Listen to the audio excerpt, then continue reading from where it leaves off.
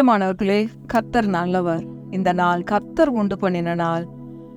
நாம் மகிழ்ந்து களி கூறுவோம். ஏன் அப்படின்னா, தேவையான நேரத்தில் கர்த்தர் தேவையான வார்த்தைகளை நம்ம ஒவ்வொருத்தருக்கும் அனுப்பி கொண்டிருக்கிறார். அதனால இந்த நாளில் நாம் மகிழ்ந்து களி கூறுவோம். அவர் தமது வசனத்தை அனுப்பி அவர்களை குணமாக்கி அவர்களை அழிவுக்கு தப்புவிக்கிறார்.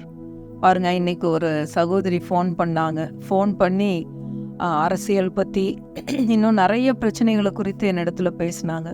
படபடான்னு பேசிக்கிட்டே இருந்தாங்க. எனக்கு எதுவுமே புரியல. அவ்வளோ நேரம் பேசி ஒரு 5-10 நிமிஷம் பேசிக்கிட்டே இருந்தாங்க. நான் ஃபோனை எப்படி கீழே வச்சுட்டு இந்த கையில் வேலை செஞ்சுட்டே இருந்தேன் பாருங்க. அப்புறமா சொன்னேன், நீங்கள் இவ்வளோ நேரம் சொன்னது எதுவுமே எனக்கு புரியலை. கர்த்தருடைய வார்த்தையை தவிர நீங்கள் என்ன அரசியலை பற்றியோ மற்ற காரியங்களை பற்றி சொன்னாலும் எனக்கு ஒன்றுமே புரியல. அதனால் இவ்வளோ நேரம் நீங்கள் சொன்னதை நான் கேட்டுட்டேன், இப்போ நான் சொல்கிறத கேளுங்கன்னு அவங்க அவ்வளோ நேரம் சொன்ன பிரச்சனைகளுக்கு ஒரே வார்த்தையை சொல்லி பதில் சொன்ன பாருங்க. ஸோ கர்த்தருடைய வார்த்தை தான் எவ்வளோ பெரிய மலை போன்ற பிரச்சனைக்கும் பதிலாக இருக்குது. அப்போ மலை மாதிரி பிரச்சனை, எரிகோ மதிலை போல பிரச்சனை. நான் உங்களுக்கு அநேக முறை சொல்கிறேன், நம்ம மலைகளை பார்க்கும்போது இப்படிப்பட்ட பிரச்சனைகளை கர்த்தருடைய வார்த்தையை கொண்டு நம்ம அதை தகர்த்தெறியலாம். மார்க் 11:23 விசுவாசத்தின் கோட்பாடுகளில் விசுவாசம் எப்படி வேலை செய்யும் அப்படின்ற, எவனாகிலும் இந்த மலையை பார்த்து நீ பெயர்ந்து சமுத்திரத்தில் தள்ளுண்டு போ என்று சொல்லி தன் இருதயத்தில் சந்தேகப்படாமல் விசுவாசித்தால் அவன் சொன்னபடியே ஆகும் என்று மெய்யாகவே உங்களுக்கு சொல்லுகிறேன்னு சொல்லுது வசனம். மார்க் 11:23. இருதயத்துல சந்தேகப்படாம சொல்லணும். அப்ப இந்த விசுவாசம் வேலை செய்யறதுக்கு இருதயத்துக்குள்ள சந்தேகம் இருக்கக்கூடாது. சந்தேகம், பயம், அவ்விசுவாசம் இதோட சேர்ந்து விசுவாசமும் உள்ளுக்குள்ள இருக்க முடியாது. அதனால இன்றைக்கு நம்ம என்ன பார்க்க போறோம்னா, இந்த கவலை அதை நீக்கும். ஏன்னா கவலை தான் சந்தேகம், பயம், அவ்விசுவாசம் எல்லாம் உள்ள வந்துடுது. கவலை கூட்டிட்டு வந்துடுது. இதெல்லாம் ஒன்னா பிறந்த அண்ணன் தம்பிங்க மாதிரி. அதனால இந்த கவலை, சந்தேகம், பயங்களை இருதயத்திலிருந்து அகற்ற வேண்டும். எதனால இந்த கவலை வருது, கவலையை நம்ம யார் மேல வைக்கணும், அதை தான் இன்றைக்கு படிக்க போறோம். அப்போ இன்றைக்கு கவலைப்பட்டு கொண்டிருக்கவங்களுக்காக ஆண்டவர் இந்த வார்த்தையை அனுப்புறாரு பாருங்க. அதுதான் முதல்ல இந்த வசனம் சொன்ன, அவர் தமது வசனத்தை அனுப்பி அவர்களை குணமாக்கி அவர்களை அழிவுக்கு தப்பு வைக்கிறார். நம்மளுடைய சந்தேகங்கள், பயங்கள், அவ்விசுவாசம் எல்லாம் நீங்கிறதுக்காக அவர் இன்றைக்கு தம்முடைய வசனத்தை அனுப்பி இருக்கிறார் பாருங்க. மத்தேயு 13:22 வசனம். இன்றைக்கு என்ன நம்ம படிக்க போறோம், அந்த கவலையை எப்படி அகற்றுவது, இருதயத்துக்குள்ள இருந்து கவலையை தூக்கி போடுறது, அதுதான் இன்றைக்கு நம்ம படிக்க போறோம். மத்தேயு 13:22 வசனம். முள்ளுள்ள இடங்களில் விதைக்கப்பட்டவன் வசனத்தை கேட்கிறவனாயிருந்தும் உலக கவலையும் ஐஸ்வர்யத்தின் மயக்கமும் வசனத்தை நெருக்கி போடுகிறதுனால் அவனும் பலனற்று போவான். அப்ப என்னென்ன வருதா, வசனத்தை கேட்ட உடனே என்ன வருதா, உலக கவலையும் ஐஸ்வர்யத்தின் மயக்கம். இந்த கவலையை ஃபர்ஸ்ட் பார்ப்போம். உலக கவலை வரும்போது, இப்ப வசனத்தை கேட்டுக்கிட்டே இருக்கிறீங்க, பிசாசனவன் ஏதோ ஒரு கவலையை உள்ள கொண்டு வரான். நாளைக்கு காலையில 10,000 ரூபாய் ஃபீஸ் கட்டணுமே, நாளைக்கு காலையில பேங்க்குக்கு கார்டுக்கு இந்த பணம் கட்டணுமே அப்படிங்கிற கவலையை உள்ள கொண்டு வந்து துணிப்பான். அப்போ இது வசனம் உள்ள ஆழத்துல போக முடியாதபடி இந்த கவலையானது தடுத்து நிறுத்துது. அப்ப என்ன பண்ணணும், இந்த கவலையை, இதை கட்டணுமேங்கிற கவலையை நம்ம தூக்கி போட்டுட்டு கர்த்தருடைய வார்த்தையின் மேல விசுவாசத்தை வைக்கணும். நம்மளுடைய கவலையை தூக்கி 10,000 கட்டணுங்கிற அந்த கவலையை தூக்கி அவருடைய வசனத்தின் மேல, என் தேவன் தம்முடைய மகிமையின் ஐஸ்வர்யத்தின்படி என்னுடைய குறைவுகளை எல்லாம் கிறிஸ்து இயேசுவுக்குள் மகிமையிலே நிறைவாக்குவார். இந்த வசனத்தின் மேல, கர்த்தாவே வானத்தையும் பூமியும் உண்டாக்கின கர்த்தரிடத்திலிருந்து எனக்கு ஒத்தாசை வரும், அதனால இந்த தேவை சந்திக்கப்படுகிறது அப்படின்னு சொல்லி நம்மளுடைய கவலைய ஆண்டவராகிய இயேசு கிறிஸ்துவின் மேல வைக்கணும். நம்ம மனுஷங்க மேல கொண்டு போய் இந்த பாரத்தை வச்சா ஒரு நாளும் சந்திக்கப்படாது. ஒருவேளை ஆண்டவருடைய கிருபை இருக்கும்போது நமக்கு உதவி செய்கிறவர்கள் இருக்கலாம், அதை நான் சொல்ல வரல. ஆனா நம்மளுடைய நம்பிக்கை யார் மேல இருக்கு, யார் வேணா உதவி செய்யலாம். ஆனா உங்களுடைய நம்பிக்கை யார் மேல இருக்கு, உங்க விசுவாசம் யார் மேல இருக்கு, கர்த்தர் பேர்ல இருக்கா? அதை தான் இன்றைக்கு நாம் கற்றுக்கொள்ள போறோம். நம்மளுடைய கவலையை எடுத்து நாம் அவர் மேல வைக்கணும். 1 பேதுரு 5வது அதிகாரம் 7வது வசனம் பாருங்க. 1 பேதுரு 5:7 கவலையை நம்ம யார் மேல வைக்கணும் அப்படிங்கிறத பார்க்க போறோம்.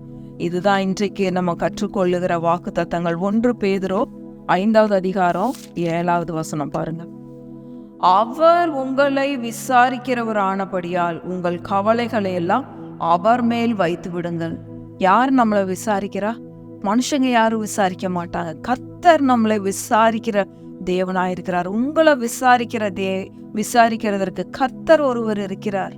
அவர் ஒருவரே உங்கள் கவலைகளை எல்லாம் தீர்க்கிறவராய் இருக்கிறார்.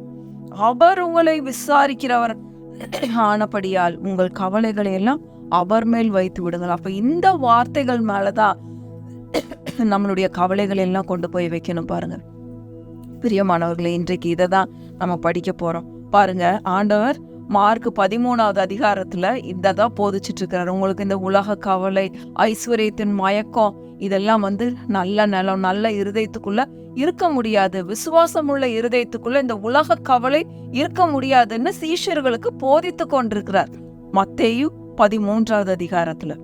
அடுத்தது இதே வசனங்களை நம்ம மார்க் 4வது அதிகாரத்துல பார்க்க போறோம். மார்க் 4ல பார்க்க போறோம் பாருங்க. மார்க் 4வது அதிகாரம் 34வது வசனம் பாருங்க. உவமைகளினாலேயே அன்றி அவர்களுக்கு ஒன்றும் சொல்லவில்லை. அன்றைக்கு இந்த மார்க் 4ல உவமைகள், அதாவது விதைக்கிறவன் ஒருவன் விதைக்க புறப்பட்டான், அப்ப வசனத்தை விதைச்ச உடனே சாத்தான் எப்படி எடுத்துட்டு போறான் அப்படின்னு சொல்லி எல்லாம் போதிச்சுக்கிட்டு இருக்கிறாரு. அந்த மார்க் 4வது அதிகாரம் படிச்சீங்கன்னா உங்களுக்கு தெரியும். அன்று சாயங்காலத்திலேயே சீஷர்களுக்கு ஒரு சோதனை வந்துருச்சு பாருங்க. நமக்கு சோதனைகள் வர்ற மாதிரி. மார்க் 4வது அதிகாரம் 35வது வசனம் பாருங்க. அன்று சாயங்காலத்தில் அவர் அவர்களை நோக்கி அக்கறைக்கு போவோம் பாருங்கள். என்னைக்கு இந்த இருதயத்தை குறித்து போதிச்சுக்கிட்டு இருக்கிறாரோ, இருதயத்துக்குள்ள சந்தேகம், உலக கவலை இதெல்லாம் இருக்கக்கூடாதுன்னு ஆண்டவர் போதித்து கொண்டிருக்கிறாரு. காலையில போதிச்சுக்கிட்டு இருக்கிறாரு. சாயங்காலம் என்ன சொல்றாரு? நம்ம அக்கறைக்கு போவோம். அந்த வார்த்தை ரொம்ப முக்கியம். அன்று சாயங்காலத்தில் போதித்த அன்றைக்கே. அதனாலதான் மார்க் 4வது அதிகாரத்துக்கு வர சொன்னேன். மார்க் 4:35வது வசனம். அன்று சாயங்காலத்தில் அவர் அவர்களை நோக்கி நம்ம அக்கறைக்கு போவோம். அங்க போய் நான் ஒரு ஊழியத்தை நிறைவேற்ற வேண்டி இருக்கு. பிசாசு பிடிச்ச ஒரு மனுஷனை குணமாக்க வேண்டி இருக்கு. அதனால சீஷர்களை கூட்டிட்டு போறாரு. போனா படவு சுழல் காற்றுல மாட்டிக்கிட்டு படவு ஃபுல்லா தண்ணி வந்துருச்சு. படவு ஃபுல்லா தண்ணி, படகு மூழ்கிற மாதிரி இருக்கு. ஆனா ஆண்டவர் என்ன பண்ணிட்டு இருந்தாரு? அமைதியா போய் தலையணை வச்சு தூங்கிட்டு இருந்தாரு பாருங்க. 37வது வசனம். அப்பொழுது பலத்த சுழல் காற்று உண்டாகி படவு நிரம்பத்தக்கதாக அலைகள் அதன் மேல் மோதிற்று. 38 கப்பலின் பின்னணியத்தில் அவர் தலையணையை வைத்து நித்திரையாய் இருந்தார். அவர்கள் அவரை எழுப்பி, போதகரே, நாங்கள் மடிந்து போகிறது உமக்கு கவலை இல்லையா என்றார்கள். ஏசாண்டவர்கிட்டயே போய் கேட்கறாங்க. இதை ஏற்கனவே முன்னாடியே நம்ம பார்த்துருக்குறோம். பரவாயில்ல, இன்றைக்கு திரும்பவுமா பார்ப்போம். ஆண்டவரே, உங்களுக்கு கவலையே இல்லையா?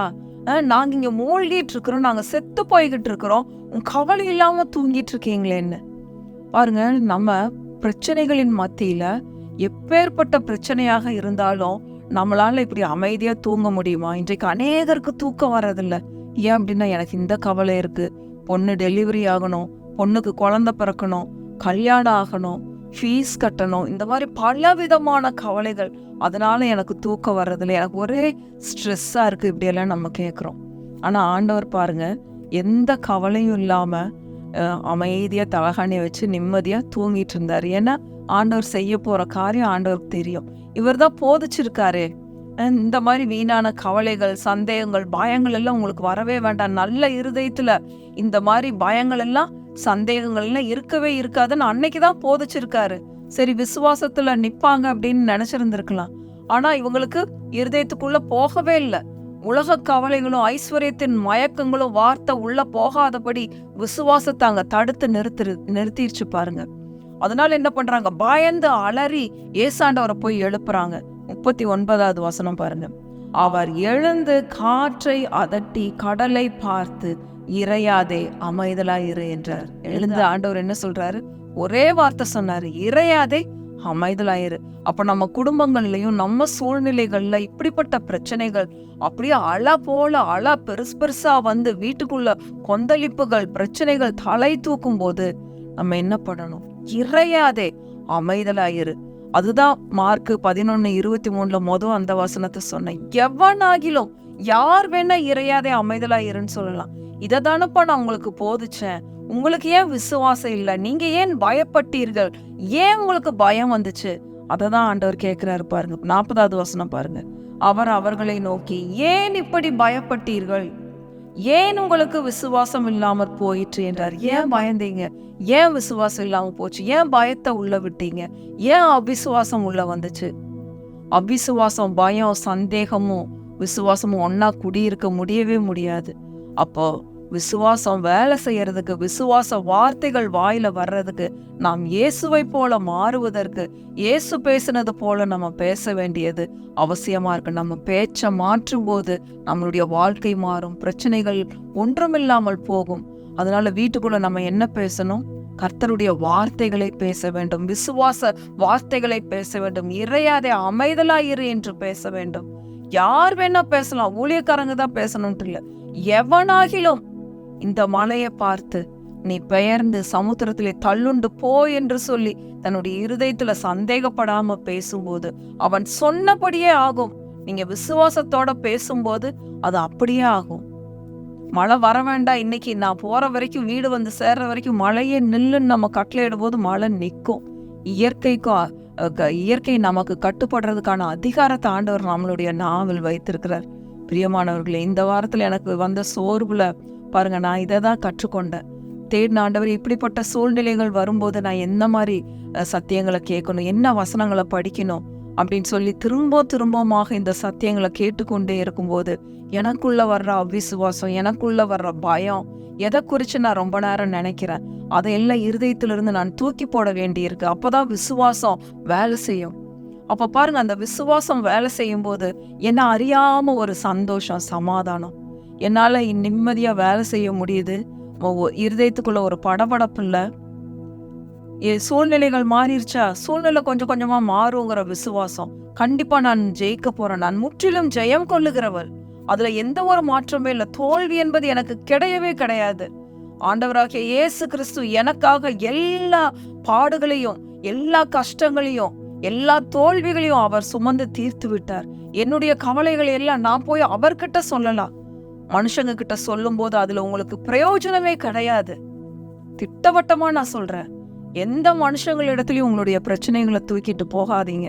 கர்த்தர் இடத்துல போங்க. அவர் உங்களை விசாரிக்கிறவர் ஆனபடியால் அந்த வார்த்தையை அண்டர்லைன் பண்ணி வச்சு தினமும் சொல்லுங்க. கர்த்தர், அவர் உங்களை விசாரிக்கிறவர் ஆனபடினால உங்கள் கவலைகளை எல்லாம் அவர் மேல் வைத்து விடுங்கள். நம்ம எவ்வளோ கவலை வேணா அவர்கிட்ட போய் சொல்லலாம். சொல்லிட்டு அதுக்கப்புறம் நம்ம நிம்மதியா இருக்கணும். அப்பாடா, நான் கர்த்தர் இடத்துல எல்லாத்தையும் சொல்லிட்டேன், என் இருதயத்தை அவரிடத்துல ஊற்றி விட்டேன், நிச்சயமாய் அவர் எனக்கு வெற்றியை தருவார் அப்படின்னு நீங்க நிம்மதியா இருப்பீங்க. பிரியமானவர்களே, அவ்விசுவாசத்தையும் சந்தேகத்தையும் பயங்களையும் இருதயத்தை விட்டு அகற்றுங்க. என்ன நடந்துரும்? நம்மளை கொலை பண்ணிடுவாங்களா? அப்படி நடக்காது. கர்த்தர் நல்லவர். பிரியமானவர்களே, அவர் உங்களை அப்படி கீழே விழுந்து விடவே மாட்டார்.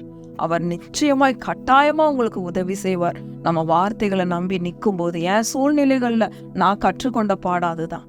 அதனால பாருங்க, ஏன் பயப்பட்டீர்கள்? ஏன் உங்களுக்கு விசுவாசம் இல்லாம போயிடுச்சு? இன்றைக்கு இந்த கவலைகள் பயங்களை எல்லாம் அகற்றிட்டு உங்களுடைய ஸ்ட்ரெஸ்ஸை கொண்டு போய் கர்த்தருடைய வார்த்தையின் மேல 1 பேதுரு 5:7 மேல வைங்க.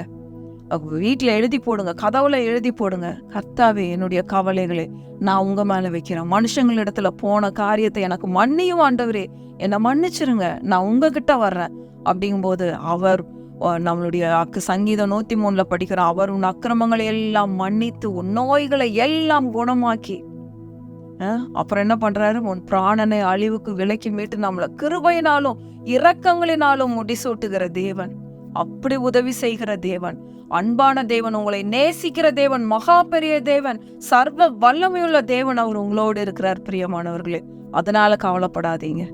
கர்த்தர் நல்லவர், இரவும் பகலும் அவர் தூங்காது உங்களை காத்து கொண்டிருக்கிறார். கர்த்தர் நல்லவர், அவரை துதியுங்கள், அவர் கிருபை என்றும் உள்ளது. ஆமென், ஆமென், ஆமென்.